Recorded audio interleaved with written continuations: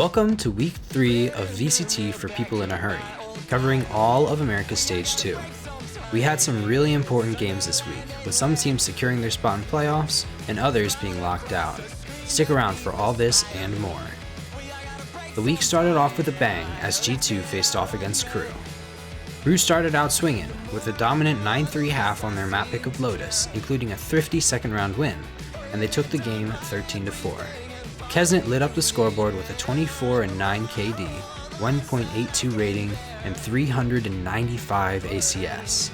Melser wasn't far behind, going +9 in kills, and everyone on Crew stayed positive while everyone on G2 were in the red. Ascent, on the other hand, was crazy. G2 scraped an advantage at the half, 7-5, but with some lucky shots, Crew managed to tie the game 12-12. In overtime, defensive round wins went back and forth until G2 were finally able to win on attack and take the map in triple overtime, 16-14.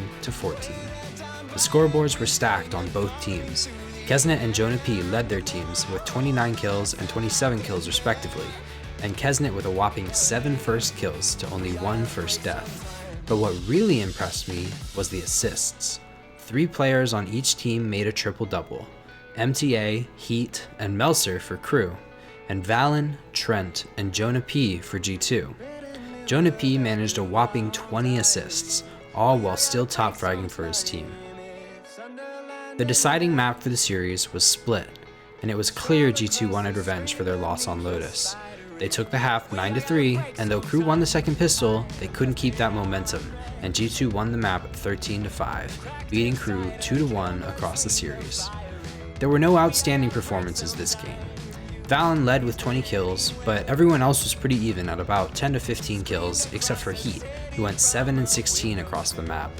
Kesnet was the clear star across the series though, going +21 across the 3 maps, with 14 first bloods to only 6 first deaths. Interestingly, only Jonah P went positive for G2, showing how they rely much more on fundamentals and team play compared to individual performances. With this win over Crew, G2 are guaranteed a playoff spot and have a chance at top 2 and a first round bye. Crew are still safe and in playoffs, but they are no longer in the running for the top 2. Game 2 was Loud vs Leviathan. Loud took us to Lotus for map 1. Tuiz played Raze for the first time in 2 years, and we got a Neon from Aspas. Lev took the first 3 rounds, but then Loud won 7 in a row, taking the first half 8-4. The second half was fully in Leviathan's favor though. Despite some heroics from Pankata, including a 1v3 clutch in round 15, Leviathan took the first map 13-11. Calm and Tex were the backbone for Lev this game, both with over 20 kills. We had a rare bottom frag from Aspas, but the rest of his team carried the weight. Map 2 of Icebox gave us a very pretty first half, with Lev winning 2, Loud winning 1, and the pattern repeating until the half finished 8-4 in Lev's favor. The second half was less satisfying for Loud, and Leviathan won 13-6, taking the series 2-0. This map showed a bit of a skill diff between the teams, with a 1v2 clutch from Calm and King, a 4K from Tex, and 2 4Ks from Aspas, with no clutches or 4Ks from the Brazilian squad. Aspas took his bottom frag game personally and led Icebox with 25 kills and 373 ACS, while Calm struggled hardcore, only getting 5 kills in the last map, though he, and everyone else on Leviathan, still scored positive across the series, while Loud went negative, especially Sadak, with a -17 KD. With this loss, Loud are officially out of the running for playoffs, and Leviathan are guaranteed to be the number 1 seed going into playoffs, with a flawless win record this split so far. Moving on to what some are calling El Trashico and Coughing Baby versus Coughing Baby. We have mibr versus Furia. I'll make this quick. Map 1 of Sunset was relatively close, ending at 6-6 at the half, with Furia closing it out 13-10. Despite his team losing, Artesian still led in kills at 24, but Furia's Khalil and Havoc were both at 23, and Zand put up a triple-double with 19 assists. Map 2 was more one-sided. Furia took the half 9-3 and closed the map 13-7, with Artesian again topping his team with kills, but Khalil was just popping off today, dropping 24 kills and 325 ACS. MW0 also managed 5 first bloods to no first deaths, diffing mibr's duelist Pala. Furia take the series 2-0. Khalil went plus 21 across the 2 maps, diffing everyone in the server. Now that that's out of the way, let's talk about a real banger. NRG versus Cloud9. If NRG lose this game, they're eliminated from playoffs, and if they win, they still face a tiebreaker between 100 Thieves and/or Evil Geniuses. Do they beat the odds? Let's find out. But first, I'd like you to subscribe and like the video if you enjoy. NRG took us to Ascent for map 1, and they demolished C9, going 9-3 in the first half and winning a flawless defense, taking the map 13-3.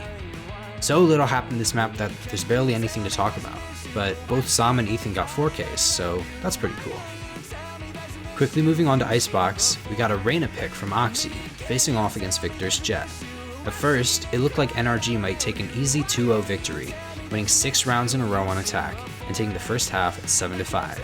But Cloud9 came out of the second half shooting sharp, taking 4 rounds in a row before NRG could stabilize. Then Cloud9 got another 4 rounds in a row to close the map 13-10 in their favor. Oxy looked like that Reyna smurf in my rank up games, going 33-17 with a 1.68 rating and 377 ACS. Victor couldn't match his fragging potential, but still led on first kills, with 8 compared to Oxy's 7. The last map of the series was Sunset, and it was a banger and a half. We got a Neon comp from NRG and an Omen Clove Sky comp from Cloud9. NRG took the first half 7-5, including a 1v4 clutch from Ethan in round 6. They carried that momentum and took the first 5 rounds of the second half, bringing the score 12-2. Cloud9 would need a miraculous 7 rounds in a row to bring the match to overtime, and that's exactly what they did. Vanity read FNS like a book, abusing NRG's weak mid setup, walking up without much trouble round after round, and the one time NRG actually did fight heavy mid, Cloud9 5-man walked up B main, completely avoiding them. Not only did C9 bring it back to OT, but they managed to win out 14-12, that's 9 rounds in a row, and the final round of the match came down to a 1v1 clutch from Moose. What a finish, and what an end to NRG's season. Oxy topped the series scoreline, going plus 12, but Sam had a better KD with a plus 16, while Zeppa struggled, going 6-16 in the last map and minus 14 across the series. The final match of the week was all or nothing, Evil Geniuses or 100 Thieves. If 100 Thieves win, they make playoffs, and EG are eliminated. If EG win, they make playoffs, and 100 Thieves are eliminated. But they could possibly make champs through the point system instead of directly qualifying through playoffs. Map 1 was EG's Lotus, and it looked like 100 Thieves just had the right read on them. They took the half 8-4, and though EG made it competitive, 100 Thieves closed it out 13-10. Everyone was playing well, especially Jogamo, who nearly aced in round 17, but was shut down by his previous teammate, Boostio. Apoth was the bottom fragger this map, but he still carried his weight, winning a 1v1 in round 3 and a 1v2 in round 12 to steal some rounds away from the Thieves. Map 2 took us to Bind, and it was nearly the exact opposite. EG took the first half 8-4, and though 100 Thieves fought back, EG closed the map 13-10. Bang was the lead player with 24 kills. Cryo only managed 13, but he won a 1v1 in round 12 and a 1v2 in round 13 to keep the game competitive. The final map of the week landed on Ascent. And sadly for you EG fans out there, but 100 Thieves took the first half 9-3 and won full time 13-7. For the most part, it was the Cryocells show. He went 25-13 with 313 ACS and 7 first kills. Derek tried his best for EG, managing 20 kills across the 20 rounds, but the rest of his team struggled, especially Jargamo, who got absolutely diffed by Cryo, going 6-19 with 0 first kills and 5 first deaths on Ascent, and minus 16 first deaths over the series. That's tough. Across the series, Jargamo and Apoth both went minus 16, while EU led at plus 16, and Cryo at plus 13. It was a well-fought match to be sure, but 100 Thieves take the series, and the last playoff slot 2-1. So there you have it. The playoff teams for Americas are Leviathan, Cloud9, Sentinels, G2 Esports, Crew Esports, and 100 Thieves. Next week, there are still some important seeding matches though. Well, one important seeding match. Whoever wins in the Sentinels vs G2 series will make top 2 with Leviathan and get the all-important first round bye, meaning they only need to win a single match to make it to Champion Seoul. Crew, Cloud9, 100 Thieves, and the loser of the Sen G2 series will have to go head-to-head in a single elimination bracket. It's either win or you're out of the running, no second chances. Don't worry if you can't catch those games though. I'll be covering it all in VCT for people in a hurry.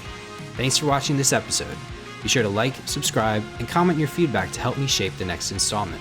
Something you want to see added? Just let me know. I'll see you next time. That was Cryo's best game of Stage 2, no doubt. Not just from the eye test, but by the numbers. About 25 for 13. And like you said, on defense, when they feed him that operator, no angle is safe against him.